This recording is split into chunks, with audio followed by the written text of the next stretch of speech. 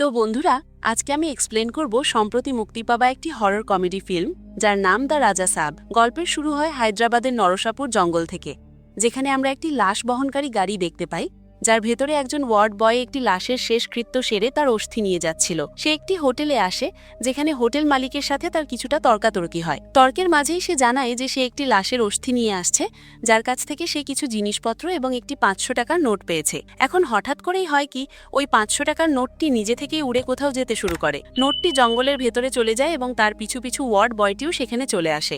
আমরা আশেপাশে কিছু অদ্ভুত নড়াচড়া লক্ষ্য করি। জঙ্গলের ভেতরে একটি বড় গিরগিটি বা কোমোডো ড্রাগন তাকে ভয় দেখায়, ফলে সে অন্যদিকে দৌড়াতে থাকে এবং নোটটি অনুসরণ করতে করতে একটি বিশাল ও পরিত্যক্ত হাভেলিতে পৌঁছে যায়। ওয়ার্ড বয়টি হাভেলির ভেতরে ঢোকে, যেখানে সে কিছু অদ্ভুত পেইন্টিং দেখতে পায়। সেখানে অনেক স্পাইরাল আঁকা ছিল যা দিয়ে হিপনোসিস করা যায়।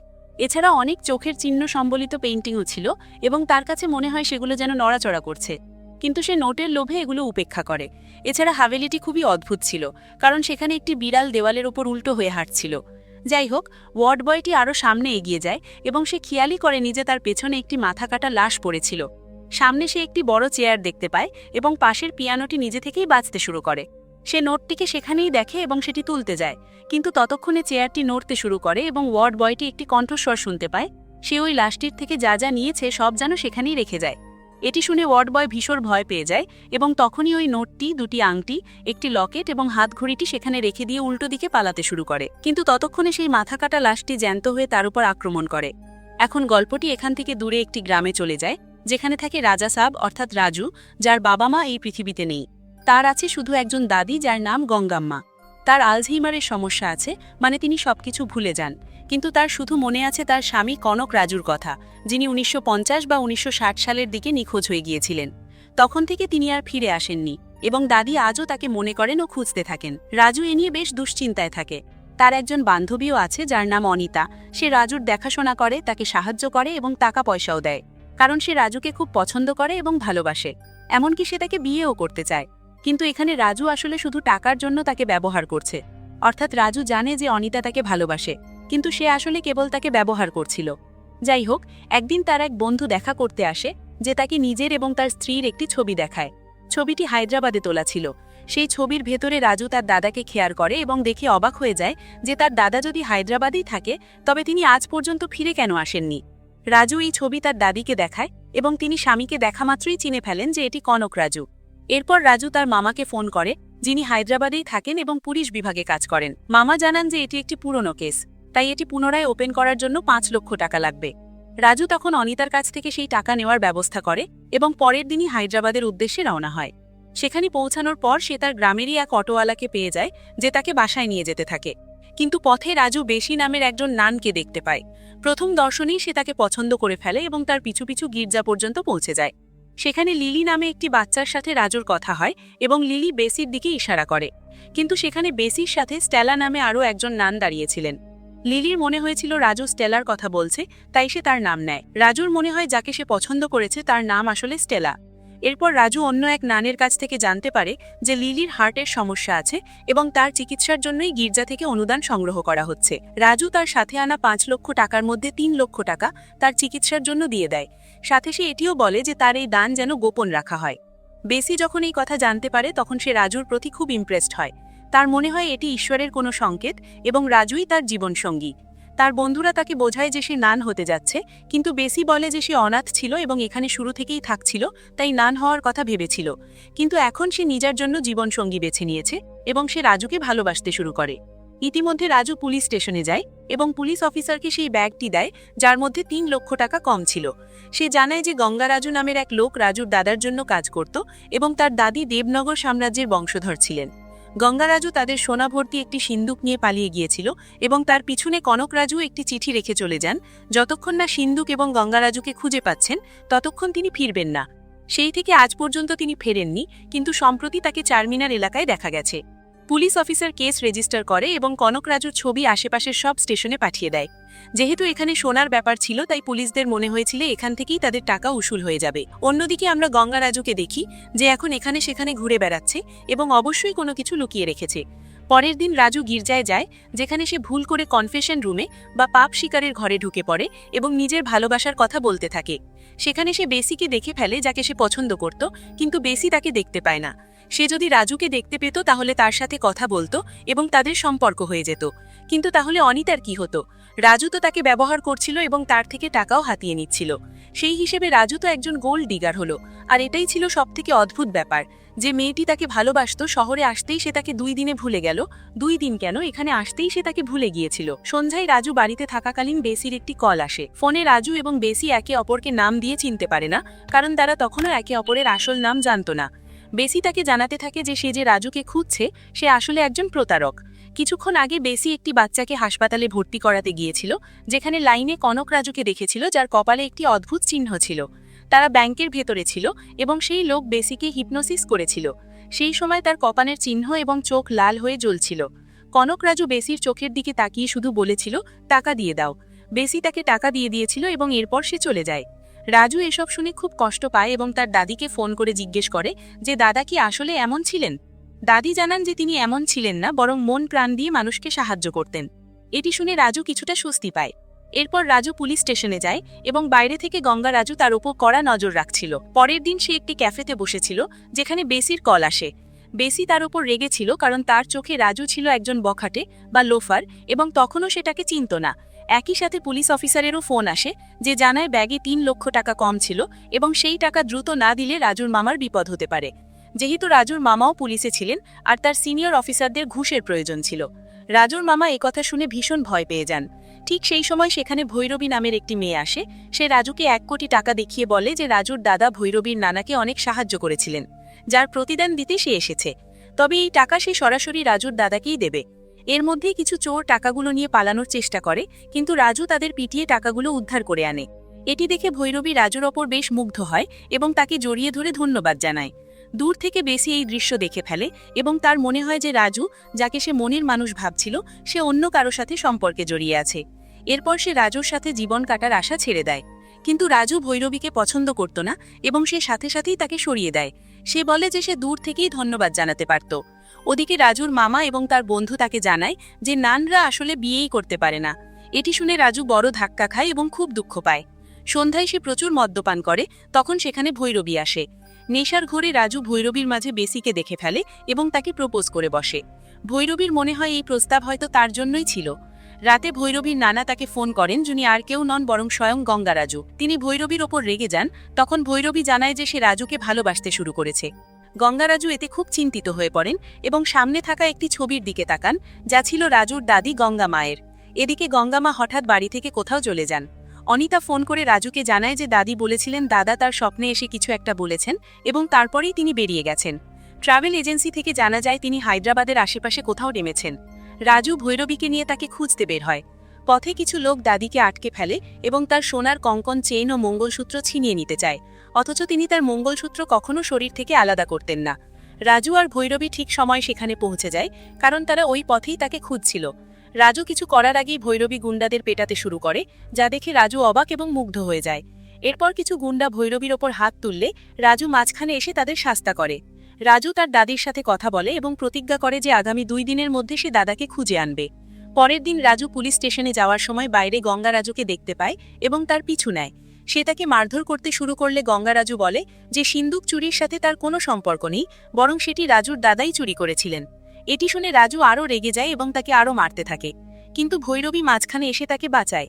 সে জানায় যে সে গঙ্গা রাজুর নাতনি এবং তাদের কথা মতোই সে রাজুর কাছে এসেছিল, যাতে রাজুর দাদাকে ধরে গঙ্গা রাজুর হাতে তুলে দেওয়া যায়। গঙ্গা রাজু বলে যে রাজু আসল সত্যটা জানেই না। সবকিছুর মূলে ছিল তার দাদা কনক রাজু এবং তার কারণেই দাদির আজ এই অবস্থা। আসলে গঙ্গামা দেবনগর সাম্রাজ্যের রাজকুমারী ছিলেন এবং তার কাছে প্রচুর সোনা ছিল। একদিন একজন ভিখারি, যে ছদ্মবেশে কনক রাজু ছিল, তার নজর রাজকুমারীর ওপর পড়ে এবং সে প্রসাদ নেওয়ার ছলে তার হাত ধরে ফেলে। এটি দেখে সভার সৈনিকরা এবং গঙ্গা রাজু কনক রাজুকে খুব মারধর করেন। এই অপমান কনক রাজু সহ্য করতে পারেনি, এটি তার অহংকারে লাগে। পাশাপাশি রাজকুমারীর সোনা পাওয়ার লালসাও তার মনে জেগে ওঠে। সেই রাতেই সে একজন সিদ্ধ বৈরাগী, অর্থাৎ এক অপশক্তি, ডিমানের খোঁজে বেরিয়ে পড়ে এবং কয়েক মাসের চেষ্টায় তাকে খুঁজে পায়। সেখানে কালো জাদুর প্রভাব এতই বেশি ছিল যে তার প্রকোপে কনকরাজুর ঘোড়া আগেই মারা যায়। সে বৈরাগীকে ডাকলে বৈরাগী শিষ্যা জানায় যে সে সহজে শুনবে না, তাকে রক্ত অর্পণ করতে হবে। তখন কনকরাজু নিজের একটি হাত কেটে উৎসর্গ করে। এটি দেখে বৈরাগী খুব খুশি হয় এবং তার সামনে আসে। বৈরাগীর অর্ধেক মুখ ছিল বিকৃত ও বিভৎস। এরপর সে কনকরাজুকে একটি কালকূপ বা অভিশপ্ত কুয়োর ভেতর ফেলে দেয়। কুয়োর ভেতর তাকে টানা 2টি অমাবস্যা পর্যন্ত মন্ত্র জপ করতে হতো। জপ করার সময় কনকরাজুকে পোকামাকড় কামড়ে অতুষ্ট করে তোলে এবং রক্তপিশাচরা তার রক্ত পান করতে আসে, কিন্তু সে দমে যাওয়ার পাত্র ছিল না। অবশেষে আচার সম্পন্ন হতেই সে কিছু অতিপ্রাকৃত সিদ্ধি লাভ করে এবং বৈরাগী তাকে একটি দানবীয় বা আসুরিক প্রসাদ দেয়। কনকরাজু রাজপ্রাসাদে ফিরে এসে গঙ্গাদেবীকে বাইরে ডাকে এবং মায়াবী প্রভাবে গঙ্গাদেবী না বলতে না পেরে এক মুহূর্তেই বাইরে চলে আসে। গঙ্গাদেবীর পোষা হাতিগুলো বিপদের আভাস পেয়ে চিৎকার করতে থাকে, কিন্তু তিনি সেদিকে কোনো খেয়ালই দেননি। বাইরে আসার পর কনকরাজু গঙ্গাদেবীকে সেই প্রসাদ খাওয়ায় এবং তিনি তার বশীভূত হয়ে পড়েন। এরপর সে তাকে বিয়ে করে তার সব সোনা হরণ করে নেয়। একদিন সে গঙ্গারাজুকে গয়না সিন্দুকের চাবি দিয়ে তার উপর চুরির অপবাদ চাপিয়ে দেয় এবং নিজের সব সোনা নিয়ে চম্পট দেয়। এই ঘটনার কারণে গঙ্গাদেবীর পরিবার তাকে ত্যায্য করে দেশান্তরে সাজা দেয়। এরপর তিনি প্রায় পাগল হয়ে যান এবং একজন সাধারণ মানুষের মতো অত্যন্ত কষ্টে দিন কাটাতে থাকেন। মূলত কনকরাজু রাজকুমারীকে ভিখারিতে পরিণত করেছিল। পরবর্তীতে তাদের ছেলেও মারা যায় এবং তিনি তার নাতি রাজুকে একাই বড় করেন। রাজপরিবারের মেয়ে হওয়া সত্ত্বেও তিনি অত্যন্ত কষ্টের জীবন কাটাতে বাধ্য হন।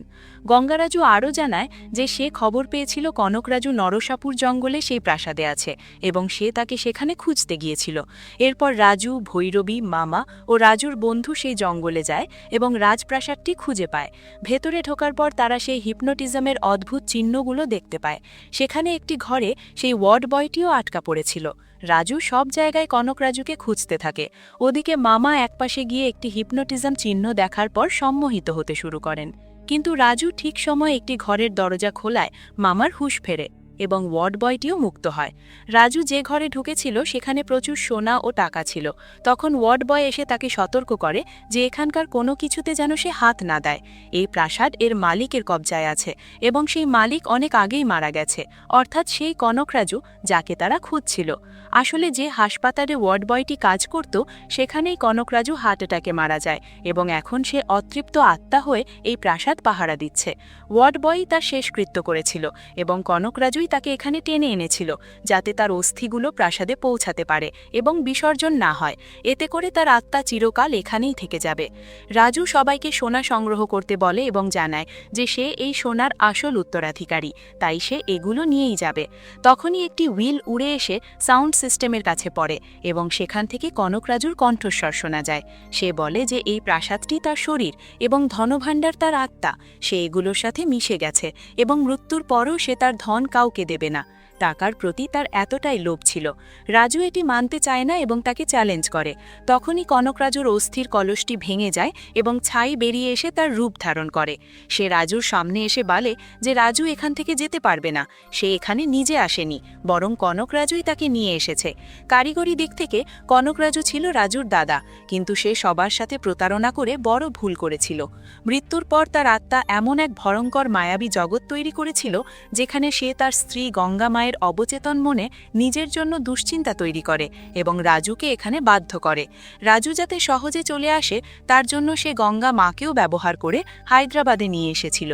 আগামী ৩য় অমাবস্যায় সে একটি বিশাল তান্ত্রিক আচার পালন করবে যা কেউ রুখতে পারবে না এবং সেটি সফল হলে তার এক অশুভ উদ্দেশ্য পূরণ হবে। রাজু ও অন্যান্যরা প্রাসাদ থেকে বের হওয়ার চেষ্টা করে, কিন্তু সদর দরজা উধাও হয়ে যায়। ওয়ার্ড বয় জানায় এটি কনকরাজুর মায়ামহল। এখানে আসা যায় নিজের ইচ্ছায়, কিন্তু যাওয়া যায় কেবল কনকরাজুর মর্জিতে। এ কারণেই ওয়ার্ড বয় এতদিন এখানে ফেসেছিল। তারা তখন অন্য কোনো দরজার সন্ধান করতে থাকে। তারা যখন বাইরে বের হওয়ার চেষ্টা করে তখন বনের মাঝখান দিয়ে কোনো রকম রেল লাইন না থাকলেও একটা আস্ত ট্রেন যেতে শুরু করে। ভয় পেয়ে তারা আবার ভেতরে ফিরে আসে এবং ভেতরের জিনিসপত্র তাদের ভয় দেখাতে শুরু করে। এরই মধ্যে গঙ্গামা স্বপ্নে দেখেন যে কনকরাজু তাকে প্রাসাদের ভেতরে ডাকছেন।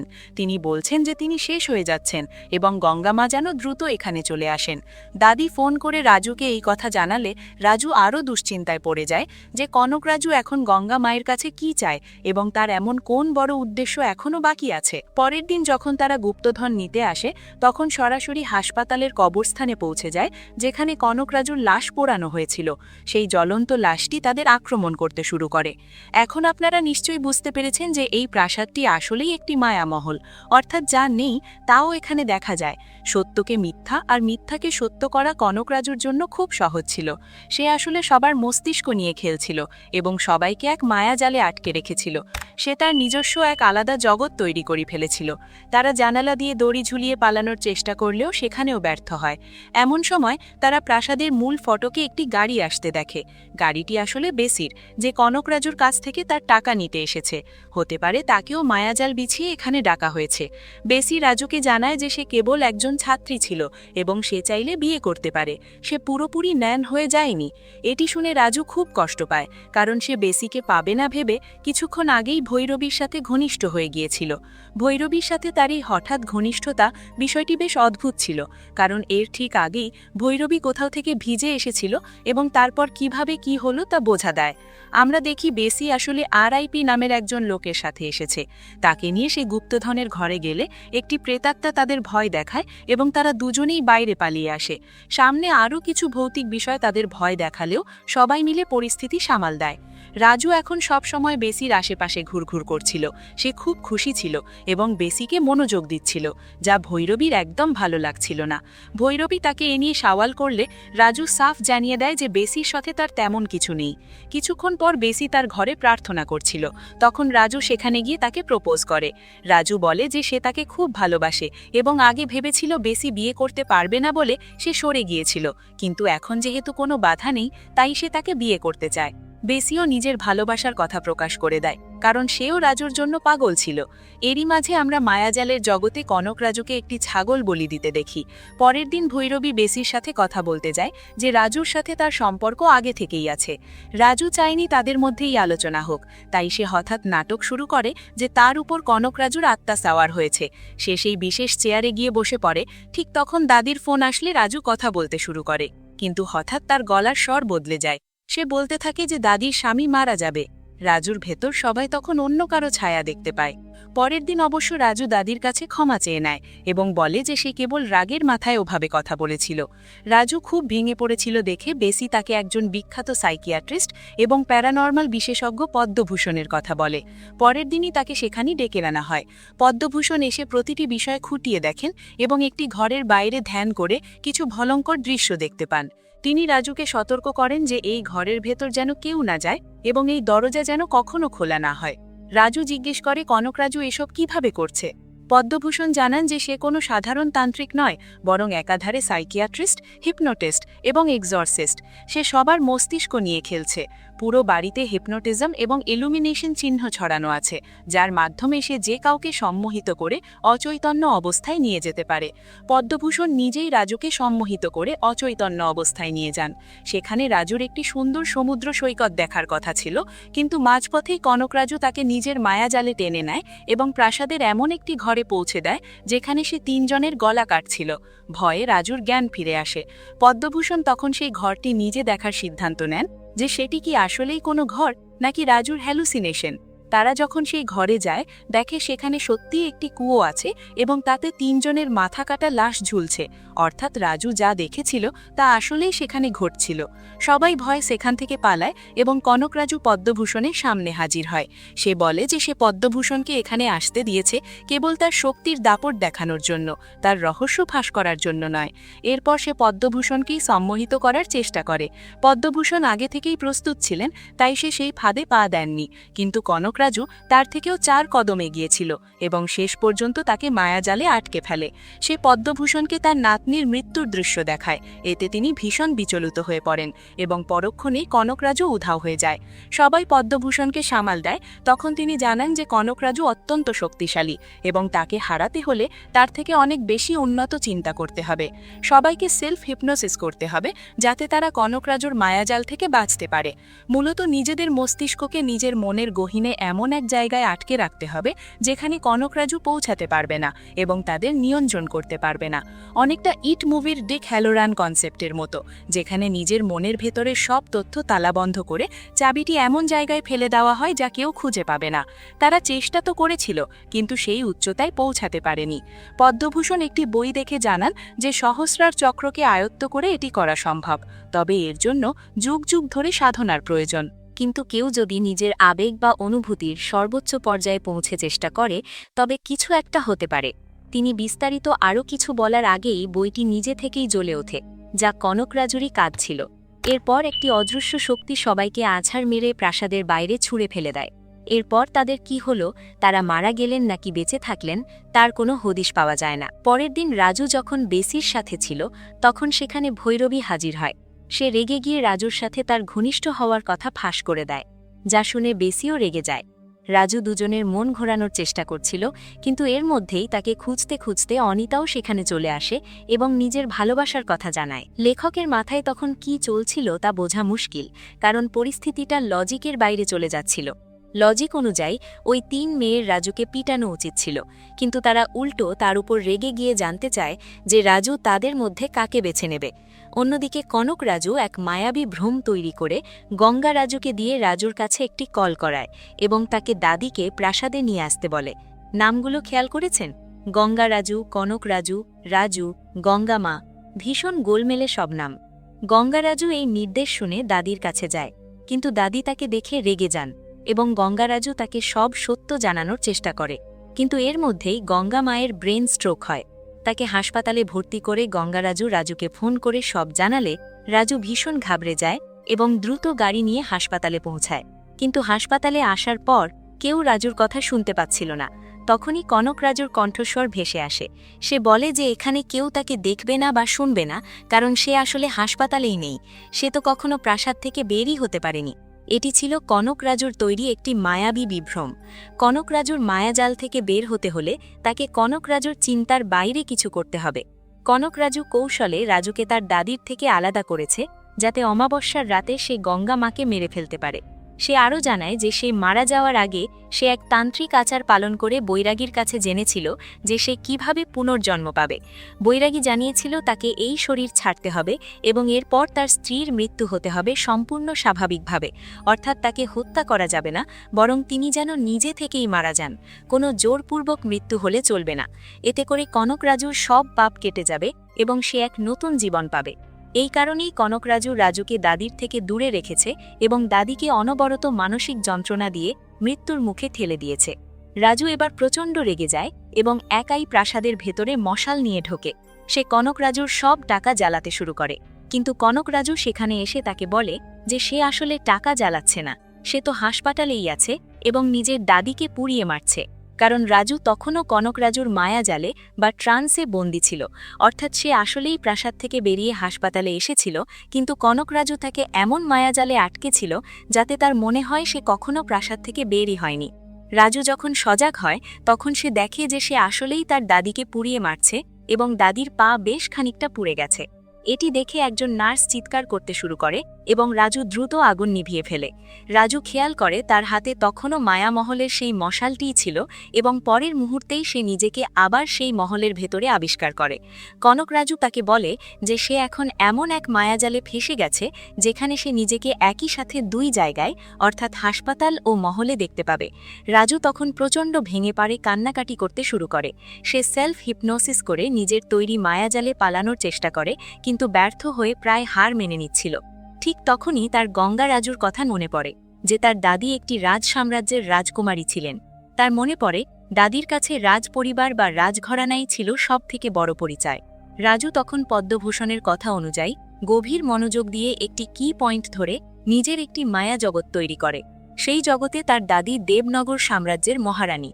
এটি করতে পেরে রাজু অত্যন্ত খুশি হয় যে সে কনক রাজুর মায়াজাল থেকে বেরিয়ে আসতে পেরেছে। কনক রাজু বুঝতে পারে রাজু তার কবজা থেকে বেরিয়ে যাচ্ছে, তাই সে তাকে আবারও নিজের জালে টানার চেষ্টা করে, কিন্তু রাজু নিজের মায়াজগতেই অটল থাকে।